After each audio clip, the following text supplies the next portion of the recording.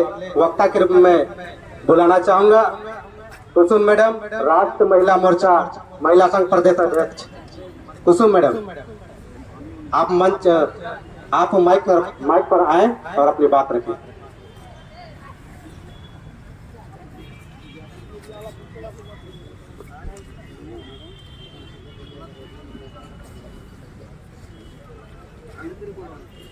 बहुत बहुत धन्यवाद संचालक महोदय आपका। और आज के इस भारत मुक्ति मोर्चा के बैनर तले माननीय वामन मेश्राम साहब के नेतृत्व में जो हम लोगों का यह तीसरा चरण आज 16 जनवरी 2024 को जो हम लोगों का यह जो जिला अधिकारी कार्यालय पे जो हम लोग रैली प्रदर्शन था, जिसमें साथियों आप महिलाओं ने इतने बढ़ चढ़ कर जो साथ सहयोग दिया उसके लिए आपका बहुत बहुत तहे दिल से धन्यवाद और शुक्रिया करती हूँ। और साथ ही मैं आशा करती हूँ कि जिस तरह से अभी ये ईवीएम के द्वारा प्रतिस्थापित जो सरकार है हम लोगों को रोडों पर निकलने के लिए जो मजबूर करी है, अगर इसी तरह से ये सरकार की नीतियाँ चली तो आने वाले समय में जो अभी विभिन्न इलाकों से जो हमारी महिलाएं हमारी महिला साथी आई हुई है, तो इससे भी भारी तादाद में हमारी महिला साथी आएंगी, इसका मैं पूरी उम्मीद और आशा करती हूँ। आशा ही ये मेरा पूरा विश्वास है, क्योंकि हम महिलाओं को ही इस प्रतिस्थापित सरकार को बदलने की पीड़ा अपने कंधों पे हम लोगों को लेनी होगी, क्योंकि यह हम लोगों के भारत देश हमारा 15 अगस्त 1947 को आजाद हुआ और हमारा संविधान 26 जनवरी 1950 को बाबा साहब के द्वारा लिखा गया। और जो संविधान था वो उस समय के उच्चतम लोग जो थे उनके हाथों में हमारे बाबा साहब ने सौंपा और कहा कि यह संविधान जितना भी अच्छा हो, अगर इसको चलाने वाला के नियत अगर ठीक नहीं होगी तो हमारे जो भारत देश के मूल निवासी है उनका कभी भलाई नहीं हो सकता। और उसका हम लोग आज साक्षी है, उसका हम लोग यह साक्षी है कि छोटे छोटे बच्चों को लेकर के घर के काम धंधों को छोड़ के हमारे युवा साथी हमारे जो महिला साथी है सभी आज हम लोग सड़कों पे उतरे हुए हैं। तो बहनों मैं ये कहना चाहती हूँ कि अगर इसी तरह से चली तो हम लोगों को कमर कस लेनी होगी। आने वाले समय में इससे भी बड़ा जन आंदोलन हम लोगों को करने की जरूरत है। जैसा कि अभी 31 जनवरी 2024 को हम लोगों को चुनाव आयोग नई दिल्ली को जा करके एक बहुत महा रैली लेकर के जा करके लाखों की तादाद में हम लोगों को अपनी मातृशक्ति अपनी नारी शक्ति का प्रदर्शन करना है। और ये हम लोग कर सकते हैं, क्योंकि जिस धरती से हम लोग आते हैं ये हमारे धरती आबा की धरती है और धरती आबा को जन्म देने वाली भी हम जैसी महिलाएं थी। उसी माँ की हम लोग आज बेटियां हैं और फूलों झालों की धरती से हम लोग आते हैं। तो बहनों आप लोगों को ये नहीं समझना है कि हम लोग कमजोर हैं और इस नीति को नहीं समझते हैं। इस नीति को हमसे ज्यादा बेहतर और कोई नहीं समझ सकता है, क्योंकि हम लोगों ने 9 महीने अपने पेट में बच्चों को पाला और जब उसी बच्चे की भविष्य के लिए जब हम लोग इतना जादोजहद करते हैं और उसका परिणाम देखते हैं कि धरातल पर कुछ भी अगर नहीं हो रहा तो उसकी पीड़ा हम लोगों को अपने कंधे पर ही लेनी होगी। हम लोग अपने बच्चों को आधी रोटी खिलाकर अपना पेट पर काट करके अपने बच्चों को पढ़ाते लिखाते हैं। उसका 25 साल जो बच्चा हम लोगों को पढ़ाई लिखाई में देता है, जो कॉन्स्टिट्यूशन में दिया गया है कि पढ़ लिख कर एक अच्छा देशभक्त बनेगा, जो अपने देश की भलाई के लिए अपना जो संविधान में दिया गया है, जो उसको बौद्धिक बुद्धि होती है उसको अपने देश को संवारने में लगाना चाहिए, लेकिन उसकी बौद्धिक विकास नहीं होने देती ये सरकार। और ये सरकार नहीं है साथियों, ये 2500-3000 सालों की ये मनुवादी व्यवस्था है। इसी व्यवस्था के अंदर हम लोगों को आगे बढ़ने का मौका नहीं दिया जा रहा है। जब संविधान में हम लोगों को समान अधिकार दिया गया है, महिलाओं को समान अधिकार दिया है, यहाँ के मूल निवासियों को समान अधिकार दिया है, तो हमारे मूल निवासियों की क्यों नहीं इतनी उन्नति हो रही है? ये उन्नति इसलिए नहीं हो रही क्योंकि हम लोग अपनी मांगों को लेकर के अलग अलग लड़ाई लड़ रहे हैं। और यहाँ की प्रतिस्थापित सरकार जानती है कि सभी को अगर अलग अलग लड़ते हैं तो इनकी शक्ति, इनकी बुद्धि, इनकी जो पैसा होता है ये उनका अलग अलग इस्तेमाल करते हैं। तो बहनों आप लोगों से मैं कहना चाहती हूँ कि जिस तरह से एक महिला ससुराल और मायके दोनों को बांध करके रखती है, एक कुटुंब को चलाती है, तो उसी तरह से अपने जिला, अपने राज्य, अपने देश को चलाने की जो वासिका कुटुंब है, जो बाबा साहब के द्वारा जो हम लोग को दिया था, जो विश्व का सबसे महत्वपूर्ण संविधान था, उसको हम लोगों को अपनाते हुए इस व्यवस्था के विरुद्ध में अपनी व्यवस्था पर जो माननीय वमन मित्र साहब के नेतृत्व में जो हम लोगों को काम करने का मौका मिल रहा है, तो इसमें हम लोगों को बढ़ चढ़कर जरूर भाग लेना चाहिए। क्योंकि मेरी बहनों, अभी यह जो समय है, आने वाला समय में हम लोगों को यह भी नहीं मिलेगा।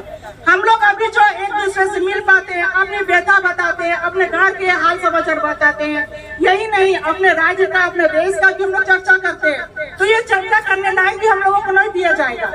तो इसीलिए जितना भी अभी समय हम लोग का है, इस ईवीएम के द्वारा जो हम जिस आदमी को, जिस प्रतिनिधित्व करने वाले को हम लोग चुनते हैं, वो प्रतिनिधित्व तो हम लोगों का बात संसद में ही उठाती है। तो जब वो संसद में बात नहीं उठाती, तो अपनी बात को रखने के लिए हम लोगों को खुद आना पड़ेगा, और आने के लिए हम लोगों को एकजुट होना पड़ेगा। क्योंकि जैसे मान्यवर कांशीराम साहब जो बहुजन मुक्ति पार्टी का जिन्होंने स्थापना की थी यूपी में, तो उन्होंने कहा था कि अगर सांसद में कोई आवाज नहीं उठा, सांसद जब आवारा हो जाता है, तो सड़कों पे लोग उतरने लगते हैं, और इसका हम लोग प्रत्यक्ष प्रमाण बन रहे हैं। तो हमारे बच्चे इस तरह से सड़कों पे ना उतरे। क्या आप लोग चाहते हैं कि हमारे बच्चे सड़कों पे उतरे? कोई भी नहीं चाहता। तो हम लोगों को सड़कों पे उतरने का खुद बीड़ा उठाना होगा, और जितनी भी कम संख्या में हो, हम लोग को भारी तादाद में यह जो हम लोग का बंधुता, स्वतंत्रता और न्याय पर जो हम लोगों का कॉन्स्टिट्यूशन, जो संविधान बना हुआ है, उस पे हम लोगों को खड़ा उतरना होगा, और अपनी महिला साथी को जरूर जोड़ना होगा। क्योंकि अगर हम नहीं जोड़ते हैं, तो आने वाली पीढ़ी को हम लोग नहीं बचा सकते हैं। आने वाली पीढ़ी का मतलब हम सभी जानते हैं। इसमें एक पॉलिसी करने की आवश्यकता मुझे नहीं लगती, क्योंकि हम महिलाएं हैं। महिला का भी खूब अच्छी तरह से समझती है। तो दबे हुए आवाज में अब हम लोग को मुखर होकर बोलना पड़ेगा, क्योंकि दबे हुए आवाज में यह ईवीएम हम लोग को रखना चाहती है, लेकिन संविधान में हम लोग को आर्टिकल 19 जो दिया, यह खुलकर अपनी आवाज रखने, अपनी बात रखने के लिए हम लोगों को दिया गया है। तो अब आप लोग हमको बताएं कि ईवीएम को हम लोग को लाना चाहिए या हम लोग को संविधान को बचाना चाहिए? संविधान को बचाना चाहिए। तो संविधान में जब बैलेट पेपर से इलेक्शन करने की जब अनुमति दी गई है, जब विकसित जितने भी इटली हो, यूपी, यूरोप हो, अमेरिका हो, जब उन्होंने ईवीएम से चुनाव करने का विरोध किया, जब वहाँ पे ईवीएम से चुनाव नहीं होती, तो क्या भारत में होना चाहिए ईवीएम से चुनाव? नहीं होना चाहिए। इसलिए नहीं होना चाहिए, वो विकसित देश है जिन्होंने ईवीएम का विकास किया, उसने भी ईवीएम से इलेक्शन वहाँ नहीं होती, तो फिर यहाँ होने का कोई सवाल ही नहीं उठता है। तो मेरी बहनों, बस आप लोगों को जागरूक होने की आवश्यकता है, क्योंकि हमारे आँख के नीचे, हमारे नाक के नीचे हमारे बच्चों का भविष्य खत्म होते जा रहे हैं। हम लोग जो सुख भोग चुके हैं अभी 10-15 साल में, वो भी अब कुछ ही दिनों में खत्म होने वाला है। हमारे बाप दादा के द्वारा जो सुख सुविधा हम लोग को दी गई थी, वो हम लोग अपने बच्चों को भी नहीं दे पा रहे हैं। तो इसका मूल कारण है ईवीएम। ईवीएम जो है, ईवीएम को हमको हर हाल में बदलना है, हर हाल में उसको हटाना है, और इसके लिए हमें किसी हिंसा के साथ नहीं लेना है। हमें बाबा साहब ने संविधान में शांतिपूर्वक अपने बात रखने का अधिकार दिया है, तो उसको अपनाते हुए, कानून को अपने हाथ में ना लेते हुए अपनी बात को जरूर रखना चाहिए। और आप लोगों ने इतनी जो भारी तादाद में आकर के हमारे इस जन आंदोलन को, इस महारैली को जो साथ सहयोग दिया, इसके लिए आप महिलाओं और आप सभी पुरुष साथियों का मैं बहुत तहे दिल से धन्यवाद देती हूँ। और 31 जनवरी को जो नई दिल्ली में जो चुनाव आयोग को हम लोग घेरने जा रहे हैं महारैली लेकर के, इसमें हमारे झारखंड राज्य से भी लाखों की तादाद में हमारी महिला साथी, हमारे पुरुष साथी जाएंगे, इसमें पूरा विश्वास करती हूँ। क्योंकि बहनों, अगर हम लोग नहीं गए तो ये मौका भी हम लोगों को नहीं मिलेगा, ये मौका भी नहीं मिलेगा। तो जो मौका है उसको हम लोग सुनहरा अवसर पा करके, सुनहरा मौका मान करके इसका हम लोग बहुत अच्छी तरह से इस्तेमाल करना चाहिए। माननीय मेंबर मित्र साहब में ये हम लोग को तो इतना बड़ा प्लेटफॉर्म मिला है, जैसे कि हम लोगों ने देखा कि इस तरह से पुलिस प्रशासन के लोग भी ना चाहते हुए भी हम लोगों को सपोर्ट करते हैं, और इतना प्रोटेस्ट करते हुए हम लोगों की यहाँ पर को लेकर के आए। तो आप लोगों को ये समझना, और मुझे लगता है कि आप लोग बहुत अच्छी तरह समझ, जिस तरह से हम लोग रूट डाइवर्ट किया गया और देख रहे हैं कि हम लोग किस तरह से नए रूट की तरह से हम लोग को यहाँ पे लाया गया।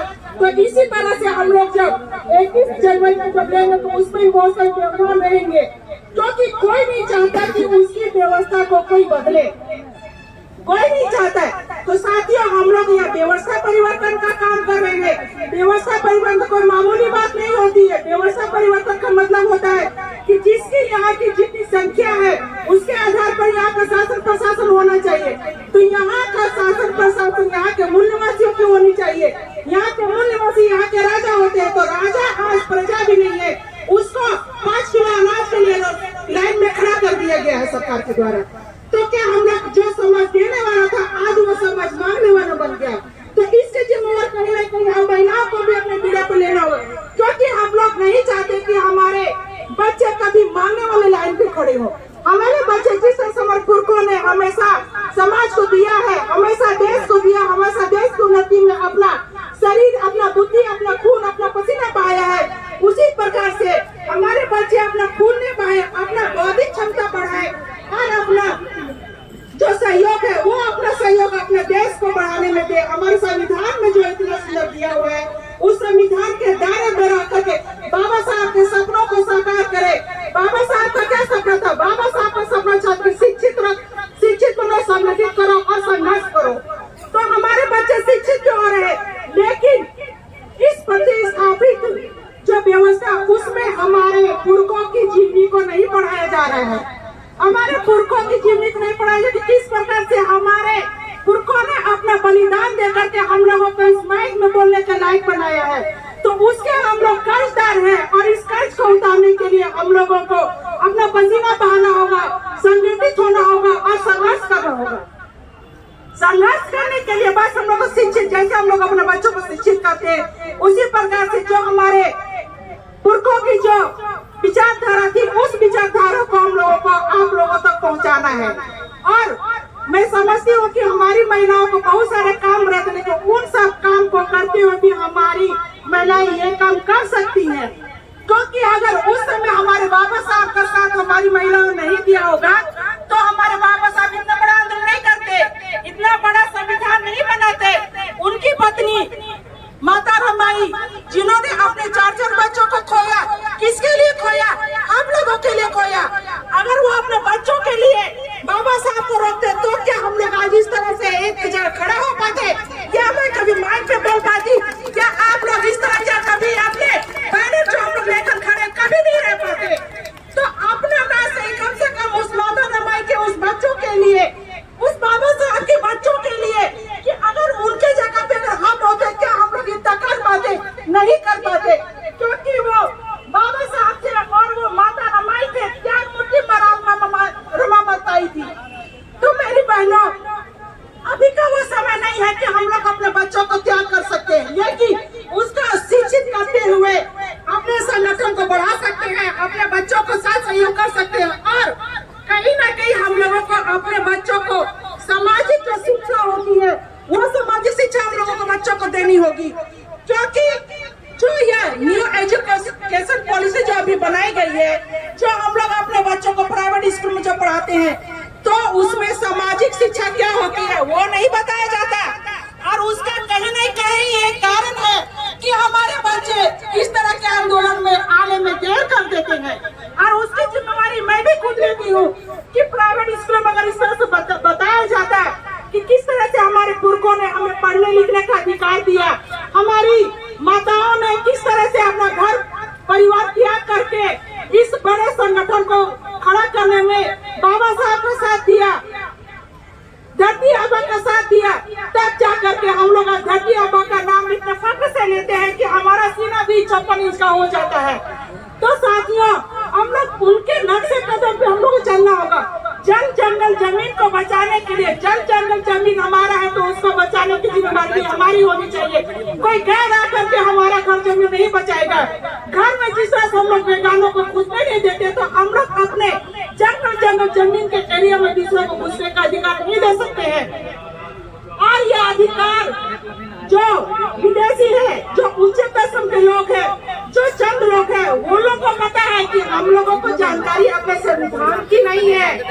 अपने संविधान की जानकारी नहीं है, हमारे जन जंगल की जमीन की जानकारी नहीं है, हम जिस एरिया में रहते हैं उस एरिया के नीचे कितने महत्वपूर्ण बहुमूल्य खनिज पदार्थ है, इसकी जानकारी हमारे लोगों को नहीं है। और कहीं न कहीं ये हमारे जागरूक न होने का कारण है।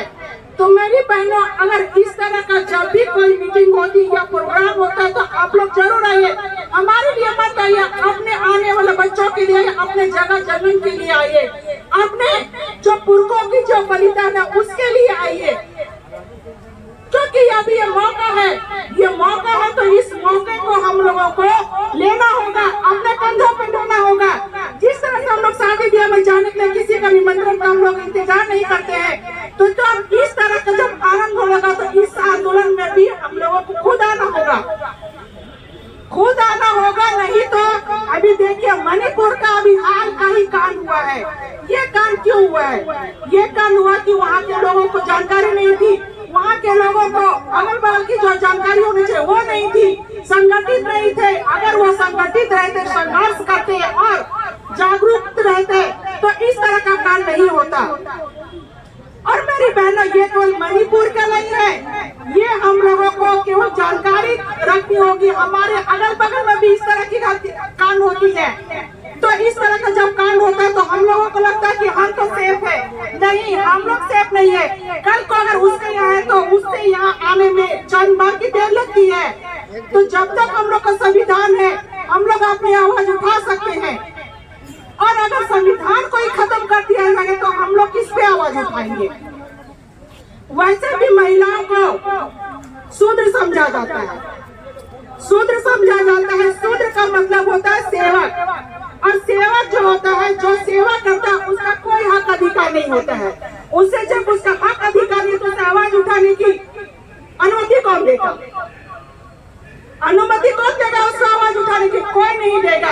लेकिन बाबा साहब हमारे जो थे, महिलाओं को आवाज उठाने का ही नहीं बल्कि महिलाओं को समान अधिकार दिया, उसे पढ़ने लिखने का अधिकार दिए। अभी जो हमारी महिला साथी बड़े बड़े पदों पर पदस्थापित है, IPS है, डॉक्टर है, इंजीनियर है, वो सब हमारे बाबा साहब की देन है। और हम लोग आज इस चक्काचौंध में अपने उस मसीहा को भूल जा रहे हैं, उस मसीहा को भूल जा रहे हैं कि उसकी वजह से ही आज हम लोग इतने चक्काचौंध में रहते हैं। तो उस मसीहा को भूल रहे तो उसका खामियाजा भी हम महिलाओं को ही भुगतना होगा। हम महिलाएं आज भुगत रही है, लेकिन कहीं ना कहीं हम लोग आवाज उठाने से डरती है, लेकिन डरने से कोई लाभ होने वाला नहीं है। अगर आज एक महिला के साथ होता है तो 2 महिला बोलती है कि आप चुप रहो, लेकिन बाबा साहब ने कहा आपको चुप नहीं रहना है, आप पढ़ी लिखी हो, संगठित हो, संघर्ष करो और अपनी आवाज उठाओ। मैंने तुम्हें इतना सुंदर कॉन्स्टिट्यूशन दिया है, इतना सुंदर संविधान दिया है, तो इसका आपको लाभ लेना होगा। क्योंकि बाबा साहब को पता है कि जिस देश में अगर महिला पढ़ी लिखी नहीं होगी तो उस देश का उन्नति प्रगति नहीं हो सकता है। ये बाबा साहब को पता था। तो जब हमारे भारत देश की 140 करोड़ की जब आबादी है तो उसकी आधी आबादी 70 करोड़ की आबादी चुप क्यों रहे? उसको आवाज उठाना होगा क्योंकि अभी ये जन आंदोलन का समय है, ये जन आंदोलन का समय है और हमारी महिलाओं को आवाज उठाना ही होगा। इसके सिवाय हमारे पास कोई विकल्प नहीं है, इसके सिवाय हम लोगों के पास कोई विकल्प नहीं है। तो हम लोगों को आवाज किसी भी कीमत पे उठानी ही होगी, अपने लिए ना सही अपने बच्चों के लिए, उस मसीहा के लिए जिन्होंने माइक में बोलने का हम लोगों को अधिकार दिया, पढ़ने लिखने का अधिकार दिया, पर्स रखने का अधिकार दिया, पर्स में पैसे रखने का, मोबाइल रखने का अधिकार दिया। तो जिसने दिया उसके लिए तो हम लोगों को अपना पसीना बहाना होगा। क्योंकि जब बेटियां बिहाई जाती है तो बाप के पकड़े के लिए वो अपने ससुराल को संभालती है। तो जब उस मसीहा ने हमें जब आदमी बनाया, जब सोचने समझने और समान अधिकार हम लोग दिया, तो उसके लिए हम लोग को क्या करना चाहिए? उसके लिए हम लोग सबसे पहले उसका तो हम लोगों का अंतर होना चाहिए कि बाबा साहब आपने हमें मनुष्य की जीवन जीने का अधिकार दिया, समान अधिकार दिया। उसके लिए मैं आपको आने वाली जो हमारी पीढ़ियां उसको हम लोग बचाएंगे, नहीं तो जो भी त्याग तपस्या हमारे महापुरुषों ने किया है वो सब व्यर्थ होगी। तो व्यर्थ हम लोगों को नहीं करना होगा भाई बहनों। और मैं अपनी इस झारखंड की जितनी भी क्रांतिकारी बहनें हैं मैं बहुत धन्यवाद देती हूँ। और मैं अपनी बहनों से ये उम्मीद करती हूँ कि यह जो 31 जनवरी का जो हम लोगों का चुनाव है, ये नई दिल्ली को जो जाने का हम लोग का लाखों की तादाद में जाना, उसमें हमारी महिलाएं जरूर साथ देंगी। और मैं अपनी महिला साथियों को मैं अपने तरफ से बहुत बहुत धन्यवाद देती हूँ कि आप लोगों ने इतने भारी तादाद में और इतना अनुशासन में रह के जो इस महारैली को संपन्न किए, इसलिए आप लोगों को मैं पुनः बहुत बहुत धन्यवाद और आभार देती हूँ। और साथ ही हमारे जितने भी अपने अपने जिले से अपने प्रतिनिधित्व करते हैं अपने लोगों का, उनका मैं भी बहुत बहुत धन्यवाद देती हूँ और आभार करती हूँ। और इसी के साथ मैं अपनी बातों को मैं विराम देती हूँ। आप लोगों ने मुझे बोलने का मौका दिया, इसके लिए आप लोगों को बहुत बहुत धन्यवाद। जय मूल्यवासी, जय जोहार, जय संविधान। धन्यवाद।